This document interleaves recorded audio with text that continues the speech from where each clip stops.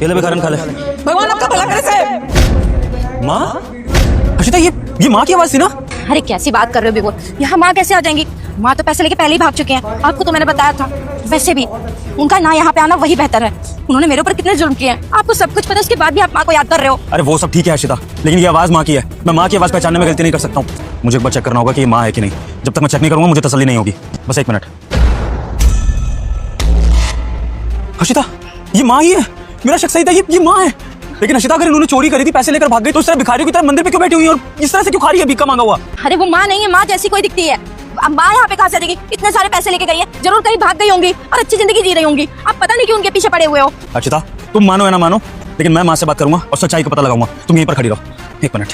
हर्षिता, आज सच्चाई का पता लगाना ही होगा। माँ यहाँ क्या कर रही है? बस यहीं खड़ी रहना। नहीं, मैं अपना खाना किसी को नहीं दूंगी। देखो, मैंने 2 दिन से कुछ नहीं खाया, मुझे खाने दो। हम चलो यहाँ से। माँ जी, आप चिंता मत करिए, मैं आपसे खाना छीनने नहीं आया हूँ, आपको खाना देने के लिए आया हूँ। आपको भूख लगी है ना? और खाना खाएंगी आप? हाँ, मुझे खाना दे दो। मैंने 2 दिन से कुछ नहीं खाया, मुझे बहुत भूख लगी है। माँ जी, आप जितना कहेंगी मैं आपको उतना खाना ला कर दूंगा, भर पेट खिलाऊंगा। लेकिन उसके लिए आपको मेरी एक शर्त माननी होगी। शर्त? कैसी शर्त? मैं आपसे जो सवाल पूछूंगा आप उसका मुझे ठीक ठीक जवाब देंगी, और अगर आपने सारे सवालों का ठीक ठीक जवाब दिया तो मैं आपको भर पेट खाना खिलाऊंगा। देंगी मेरे सवालों का जवाब?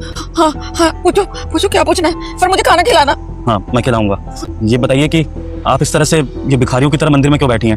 क्योंकि देखने से मुझे आप ठीक ठाक घर की लग रही हैं। क्या आपका कोई घर परिवार है या था? मेरा परिवार है, मेरा बेटा है, मेरी बहू है, पोते पोती है, सब है। तो अगर आपका घर परिवार है तो फिर आप यहाँ इस तरह भिखारियों की तरह क्यों बैठे हो? साहब, मेरा बेटा तो बहुत अच्छा है।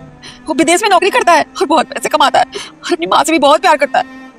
साहब, उसकी जो बीवी है ना, मेरी बहू, वो बहुत खराब औरत है साहब। मेरा बेटा विदेश चला गया है ना, उसके पीछे मेरी बहू ने मुझे धक्के मार के घर से बाहर निकाल दिया, ये बोल के कि बुढ़िया तू किसी काम की नहीं है, तू घर में कोई काम नहीं करती है, सिर्फ तुझे दवाइयाँ चाहिए, तुझे पैसे चाहिए, तुझे खाने के लिए, ठूसने के लिए चाहिए।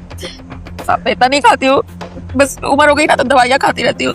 उसके लिए भूख लग जाती है तो कभी कभी खाती हूँ, पर वो कहती है कि तू निकम्मी बुढ़िया मेरे सर पे बैठ गई है। मुझे पता है मेरा बेटा यहाँ होता ना तो मेरी ऐसी हालत कभी नहीं होती। माँ जी, आपके साथ आपकी बहू ने इतना अत्याचार करा, आपने अपने बेटे को क्यों नहीं बताया ये सब? कैसे बताती साहब, एक फोन था मेरे पास, पर घर से निकालते वक्त बहू ने वो फोन छीन लिया, तो मुझे नंबर तो याद नहीं है ना, मैं कैसे फोन करूँ? मेरे पास पैसे भी नहीं है। मेरी बहू जो है ना, चुड़ैल है साहब, 1 नंबर की चुड़ैल। झूठ बोलती होगी मेरे बेटे से, मुझे अच्छे से पता है। मैं अपने बेटे से नाराज नहीं हूँ, मैं अपने बेटे से सब बता दूंगी, सब बताऊंगी कि उसकी बीवी ने क्या क्या किया। देखना फिर मेरा बेटा, देखना अपनी बीवी के साथ क्या करेगा। तो दोस्तों, वीडियो कैसी लगी कमेंट में जरूर बताना। अच्छी लगे तो लाइक शेयर सब्सक्राइब करना मत भूलिएगा। बाकी दोस्तों, ऐसी इंटरटेनिंग वीडियो और देखनी है तो हमारे चैनल को सब्सक्राइब कर सकते हो।